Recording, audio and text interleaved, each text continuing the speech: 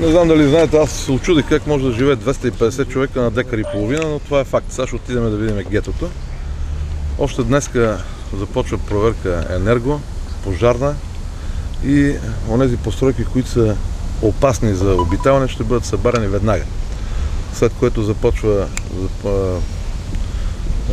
общината започнала работата, от днеска са започнали проверките на сградите, всички са абсолютно незаконни, правят се констативни протоколи, след което следва заповед на кмета за премахване на постройките и започва събаряне. Но още тези дни, след констатация на пожарната, на енергото, постройките, които са негодни за обитаване, ще бъдат съборени веднага. Трябва да се действа бързо, за да се види и обществото да разбере, че държавата си е на местото. Сега ще отидем да видим гетото. Мисля, че и за вас ще бъде интересно да видите, защото аз се очудих как може 250 човека да живеят на декар и половина. Регистрирани? Нито един не регистрирани. Има регистрирани, които са регистрирани в някои от къщи на селата. А провериха ли какви мерки е предприела местната власт, защото хората снощи обвиняваха общината, че покровителства ромите, в частност наближаването на изборите? Местната власт не покровителства циганите.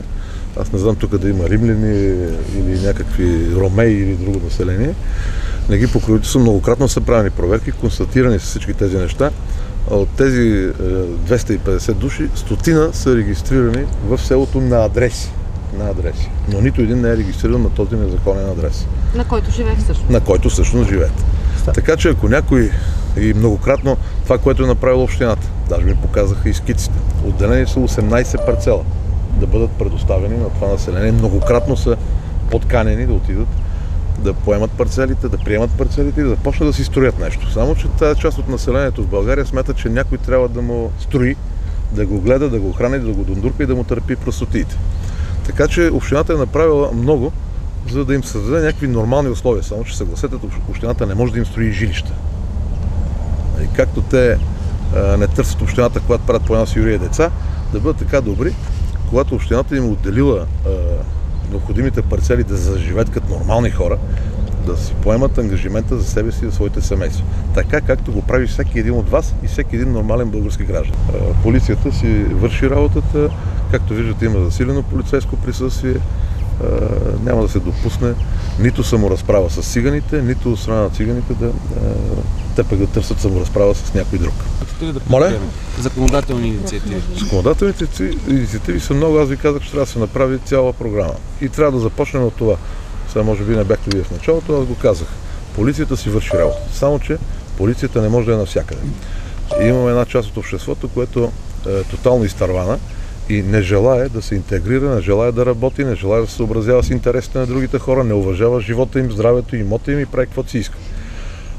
И това се дължи на факта, че тази част от населението, по-скоро голямата част от това циганско население, живее в гета, незаконни, ползва незаконно ток, смятат, че не са длъжни да се съобразяват с никой, не желаят да работят, не учат и на практика стават една маргинализирана общност в обществото, която си живее по някакви свои закони на джунглата.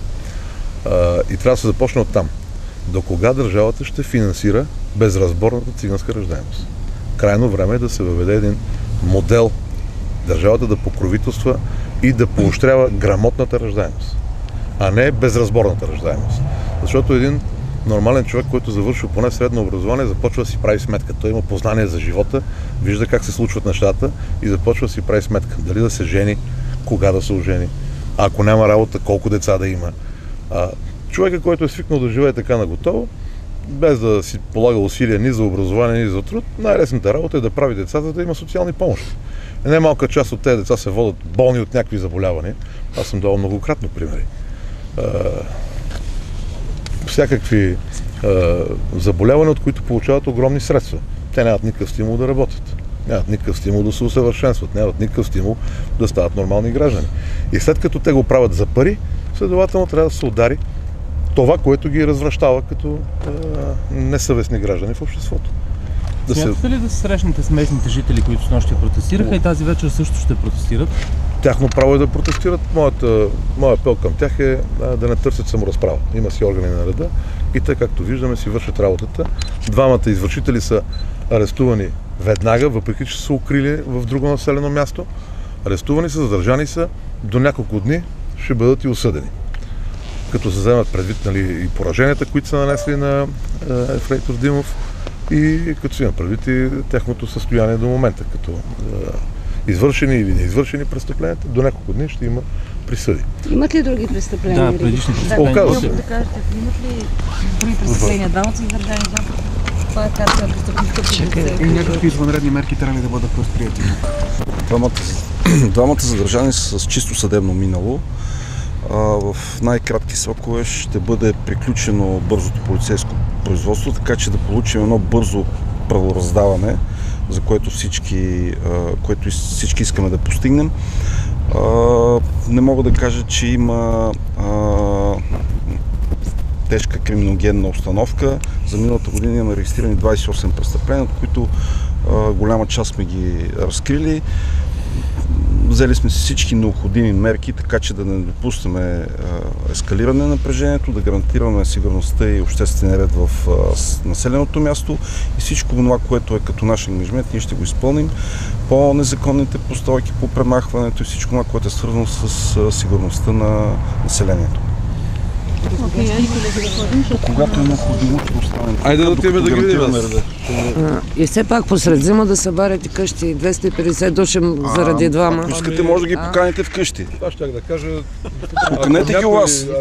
Ако някой е много загрижен за тези хора, извинявайте, аз до 1997 година с 7 годишно дете живеех под наем. Получавах не особено висока заплата в София, под наем в буксониера. Следователно, всеки нормален гражданин, който работи, получава някакви средства, не вярвам в Войводино или на другите околни села наемите да са особено скъпи. Работиш, плащаш си наема, живееш като бял човек. Какво означава посред зима? Защо някой не ми позволи на мен? Мен примерно ми харесва Борисовата градина в София да си направя един коптор и аз там да се заселя. Или вие да се заселите. Как би, така, първо обаче няма да си го помислите да го направите, защото имате ум и разум. Как би погледнало обществото или органите на властта? Веднага ще дойдат, ще ми изгонят. Защо трябва да търпиме едни за сметка на други?